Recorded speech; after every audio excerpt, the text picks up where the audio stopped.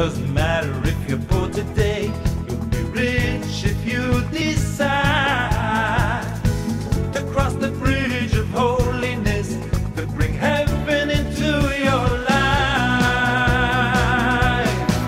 Cross the bridge of holiness, leave behind you all the stress. You live in happiness forever when you reach.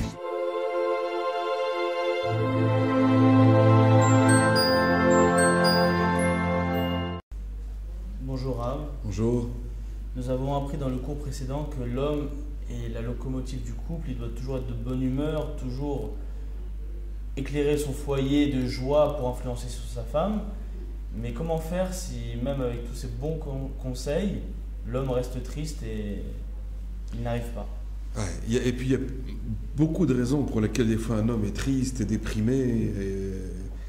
Et des fois il est down complètement, il est complètement en bas. Les problèmes de Parnassa, en général, ce sont les problèmes qui minent le plus la jante masculine. Très, très sensible à tout ça. Et lorsque le mari rentre à la maison, dans cet état-là, il faut comprendre que c'est une épreuve qui est extrêmement difficile pour la femme.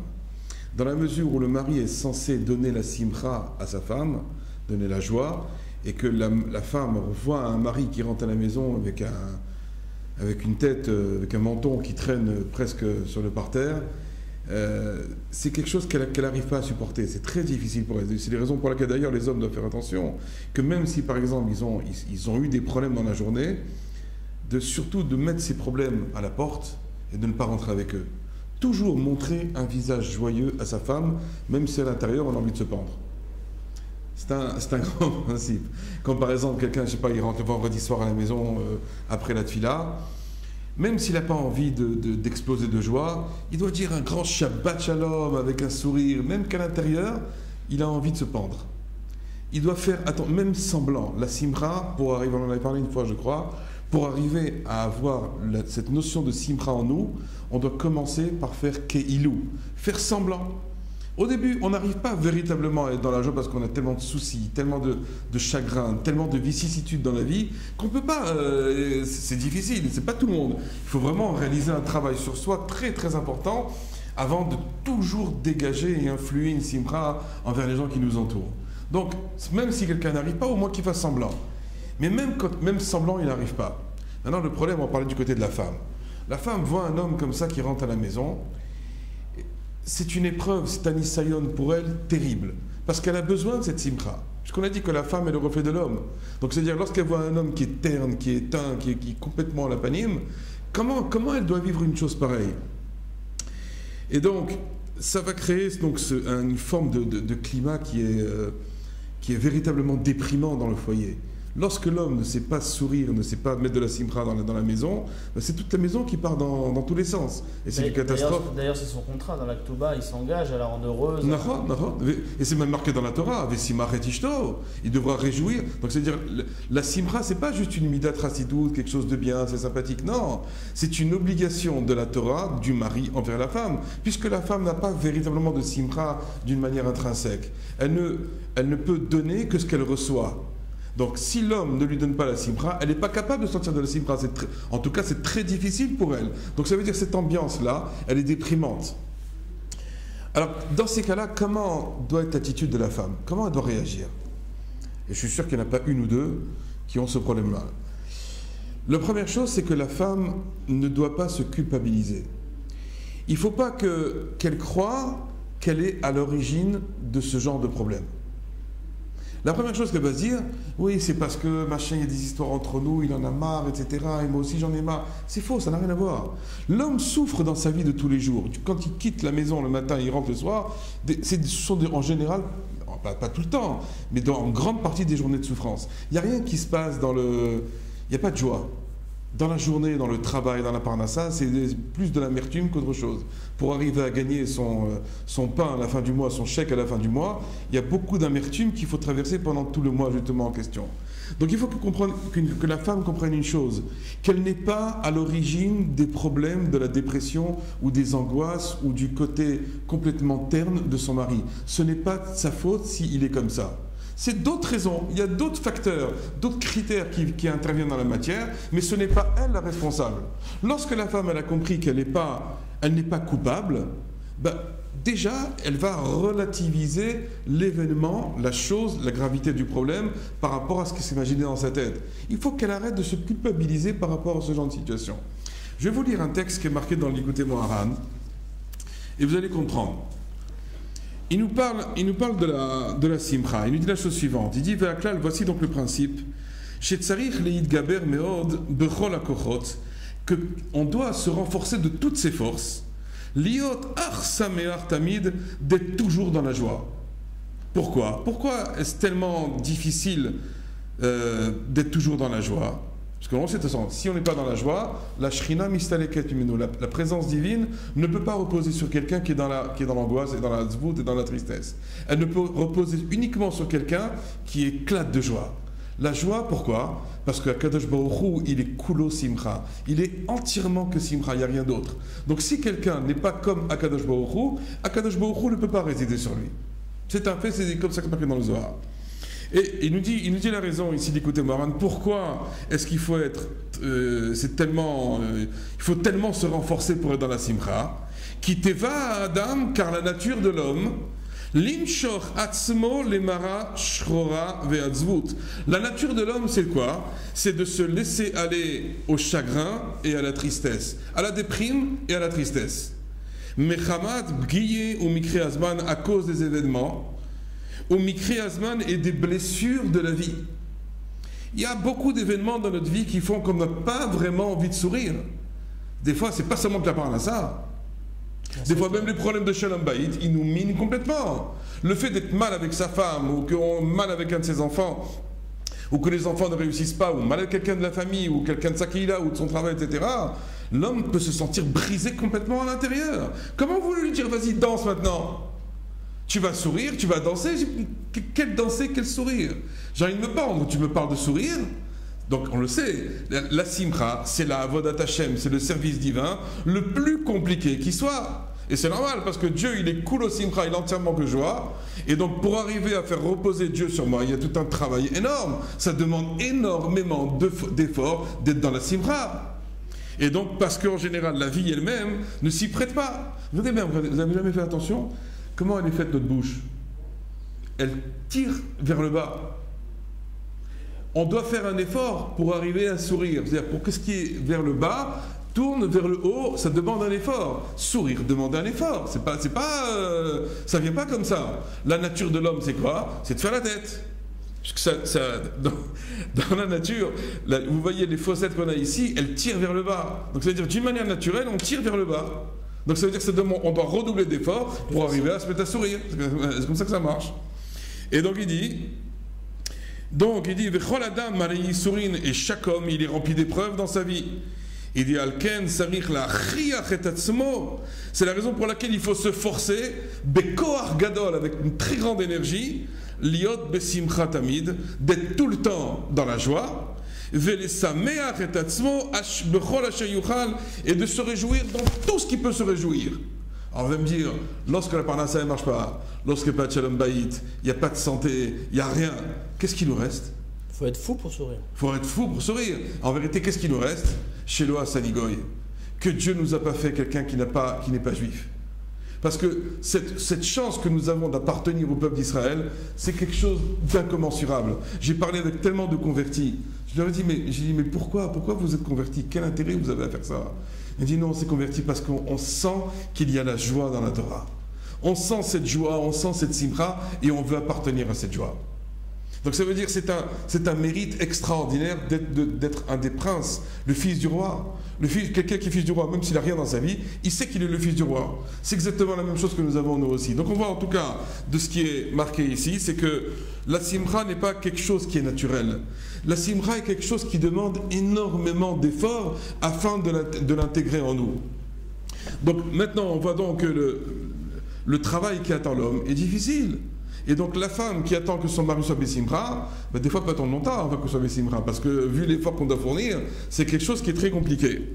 Donc qu'est-ce qu'il nous reste à faire? Qu'est-ce qu'il reste à cette femme-là en tout cas à faire? À développer la Emouna. La émouna que quoi? Que tout vient d'Hachem. Lorsqu'on est ma'amin, on a une foi 100% que tout vient d'Akadosh Baruch Hu, on arrive à être joyeux. Même lorsqu'on voit un mari qui est triste, même lorsqu'on voit un mari qui déprime, même lorsqu'on voit un mari qui n'arrive pas à ramener sa parnassa à la maison et qui est déprimé, qui n'en peut plus à cause de ça, même malgré tout, ça, il faut développer, que la femme doit développer sa émouna, que tout vient d'Hachem. Il n'y a pas de parnassa, mon mari est déprimé, etc. Mais c'est voulu par Dieu tout ça. Elle peut prier également. Et donc, elle va arriver justement. Donc, d'abord, en tout cas, elle doit comprendre que si ça vient d'Hachem, automatiquement, on ne peut être que Bessimra, puisque c'est ça sa volonté. Donc, ça peut être que pour mon bien. Ça, c'est déjà un. Deuxièmement, l'homme doit travailler aussi sur sa simcha en permanence. Quelqu'un qui est déprimé, qui a des problèmes, etc., il n'est pas dispensé de travailler sa simcha. Même par exemple, il est dans la voiture, il a envie de faire la tête, ben il se force, il fait comme ça. Il faut lutter contre le découragement. On n'a pas le droit de se laisser aller. Ça, on le sait dans les affaires comment que ça marche. Imaginez que quelqu'un maintenant, je sais pas, il a une entreprise, et puis ça commence à déprimer, il commence à décourager, il n'y a pas de clients, il n'y a pas de vente, ça ne marche pas, j'en ai marre. Celui-là, je peux vous assurer qu'en moins de 2 mois, il a déposé le bilan. Quand ça ne va pas, on se bat.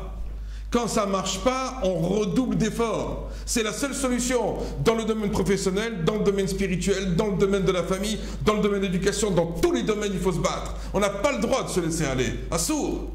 Quelqu'un qui se laisse aller, ben, il va perdre toute sa vie.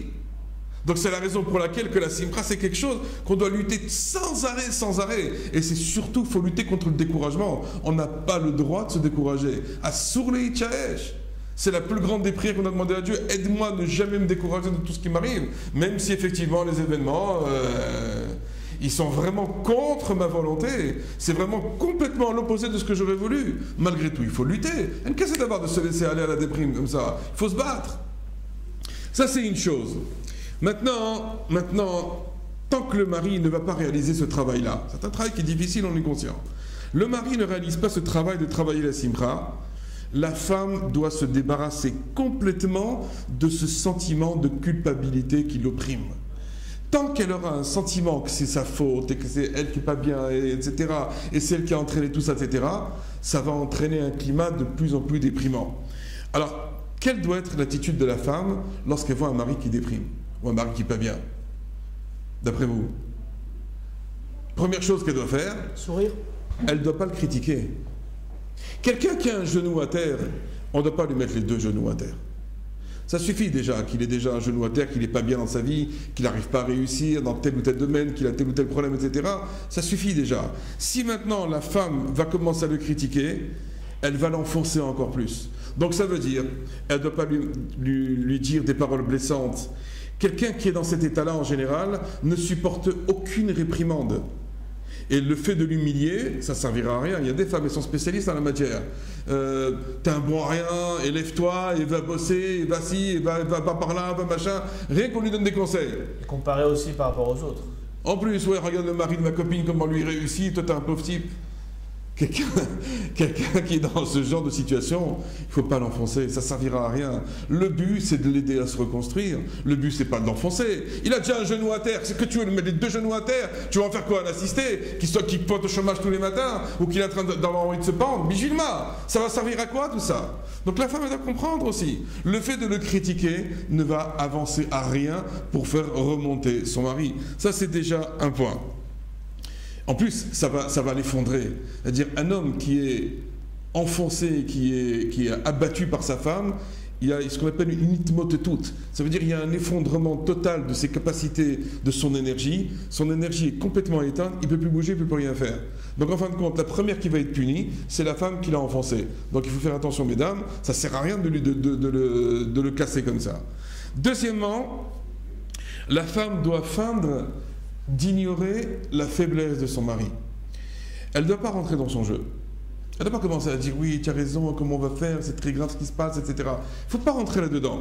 Au contraire, qu'est-ce qu'elle doit faire? La femme, elle a un koach, elle a une puissance inimaginable. La puissance, elle est dans sa bouche. La force de la prière d'une femme pour son mari, on ne peut pas imaginer ce que ça peut faire.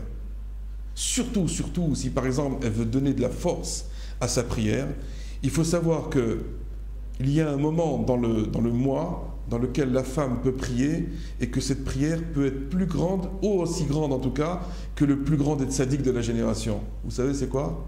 Rosh Chodesh? Non, quand elle va se tremper pour son mikvé. Quand elle est sous l'eau, les prières qu'elle peut faire peuvent atteindre le niveau du plus grand des tzaddikim de la génération. Donc si vraiment elle voit son mari qui souffre, parce que c'est une souffrance, qu'il ait un problème des fois c'est un problème de santé tout simplement, et il peut rien faire à cause de la santé. Quand on n'a pas la santé, on est réduit à zéro. On est dans un lit jeté et on voit son mari comme ça, c'est une catastrophe. Donc qu'est-ce qu'elle doit faire? Montrer son véritable amour qu'elle a pour son mari. Comment? Elle doit prier pour lui. En particulier le jour où elle doit aller au mikvé. Quand elle est sous l'eau, pas en dehors de l'eau. Quand elle est sous l'eau, les tfilotes qu'elle doit faire pour son mari, ces tfilotes-là, elles peuvent crever les cieux. Elles peuvent avoir un niveau, une portée absolument incalculable. Elle doit montrer qu'elle aime son mari. De la même manière qu'un mari doit montrer qu'il aime sa femme en priant pour elle, de la même manière aussi, une femme doit prier pour son mari. Et les prières d'une femme pour un mari sont extraordinaires. Elles ont une puissance incalculable. La femme doit se servir de cette force qu'elle a en elle. Elle doit le montrer. Donc elle voit son mari qui souffre, qui déprime, qui est down, qui est découragé, qui a plus de force, qui est effondré complètement, mais elle doit prier pour lui. Elle doit prier pour lui. Elle a la force, elle a justement cette capacité de parler tellement facilement, mais qu'elle utilise cette force-là, qu'elle prie Hachem. C'est pas la peine d'avoir un livre. Elle est dans sa cuisine, elle fait sa popote, elle près la cuisine, etc. Elle parle à Dieu. Et elle parle à Dieu, elle lui demande, aide mon mari, renforce-le, fasse qu'il se remonte de son état, fasse qu'il reprenne des forces, etc. C'est comme ça qu'elle doit agir pour son mari. C'est ça le véritable amour, c'est pas autre chose. Comprenez ce qu'on est en train de dire? Ensuite, un troisième point, comment elle doit faire aussi, lorsqu'on dit qu'elle doit ignorer la tristesse de son mari, elle doit banaliser la chose. Elle doit lui dire, ok, tu as un problème, et alors? Ça peut arriver à tout le monde. Quand le mari va se sentir comme ça, épaulé, je peux vous assurer que, sans s'en rendre compte, elle est en train de le reconstruire complètement. Dire, ok, il faut banaliser la chose. C'est d'être, tu as un problème, tu as telle et telle histoire, ça va passer, t'inquiète pas.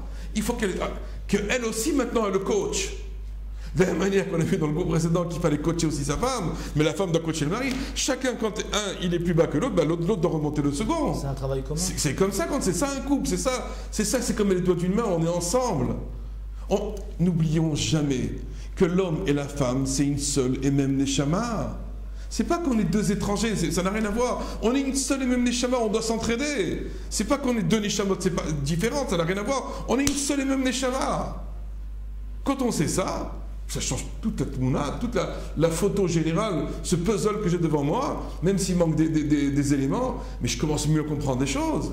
Je vois les choses complètement différemment. Ensuite, un point aussi très important, comment on peut aider un homme à se relever, c'est par l'amour d'une femme. Quand la femme, elle lui montre qu'elle l'aime tel qu'il est. L'homme, il va se sentir avec des forces. Quand il sait que malgré toutes les histoires et les problèmes qu'il a, sa femme, elle l'aime quand même, il va se sentir fort. Un homme a besoin de se sentir fort. Et la femme, elle a la capacité de lui donner cette impression. Car il a peur de décevoir sa femme. Donc s'il voit que sa femme finalement n'est pas déçue, donc le problème n'existe pas. Nahon.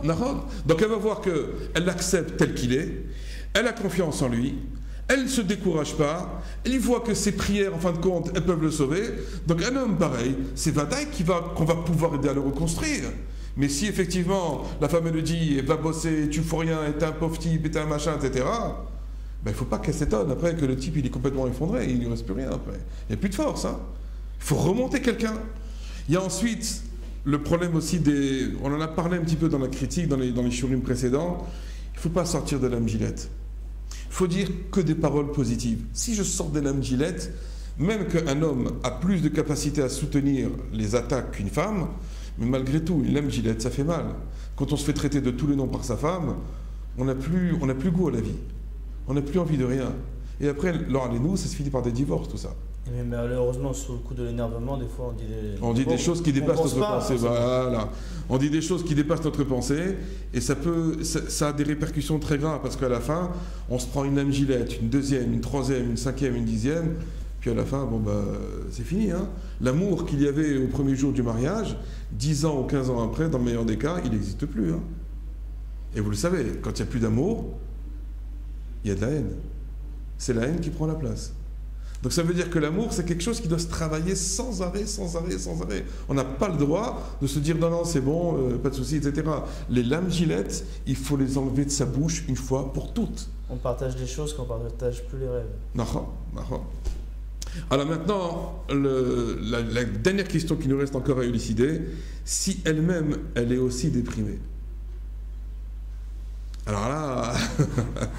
Tout le monde chez le psychologue. Là, qu'est-ce qu'on fait lorsque les deux, ils sont en déprime, ils sont à la panime, etc. Alors, en ce qui concerne l'homme, on avait dit à quel point il doit travailler sa simra, mais ça ne veut pas dire que la femme, elle est dispensée de travailler la simra, même que c'est vrai que la simra de la femme, elle attire de chez son mari. D'accord. Maintenant, le mari n'en a pas et elle non plus. Alors qu'est-ce qu'on fait? On se laisse aller? Non.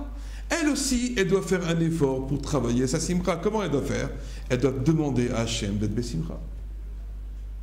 Tout simplement, aide-moi Hachem à être Bessimra, aide-moi Hachem à ce que mon couple continue à perdurer, à se développer, à ce que ma famille continue à exister, que Bezat Hachem on va se sortir de cette histoire. Donne-moi la joie, donne-moi la force de tenir, donne-moi la Simra et surtout donne-moi la Emouna, que Akol et Toba, que tout est pour mon bien. Que tout ce que nous passons comme épreuve maintenant, familiale, de santé, de parnassa, de quelques domaines que ce soit, donne-moi la force de comprendre que c'est pour mon bien. Et quand je sais ça, je suis automatiquement Bessimra. Et ce n'est que par le biais du côté positif qu'un homme arrive à transformer sa vie. Tout le temps où on n'est pas ainsi, alors on peut rien faire. Et lorsqu'un homme, une femme, en tout cas maintenant, prend cette attitude positive, ben, elle peut influer du positif sur son mari. Et c'est comme ça que même si jamais, par exemple, c'est que la femme après l'accouchement, elle a toujours des dépressions, etc., même de ça, elle peut s'en sortir toute seule. Si elle est habituée à prier Hachem pour la Simra et à l'habituer à être toujours dans l'union de la Simra, bien que normalement, d'une manière innée et naturelle, la femme n'a pas beaucoup de Simra en elle, elle a le chagrin de l'éducation, le chagrin de l'accouchement, elle a beaucoup de chagrin dans sa vie, beaucoup de peur. Si malgré tout elle travaille ce côté-là aussi, même que son mari est dans la déprime, même que son mari il est down complètement, elle a le pouvoir de le transformer aussi. Le pouvoir de la femme est un pouvoir absolument extraordinaire et il faut absolument que toutes les femmes apprennent à s'en servir. Voilà. À très bientôt.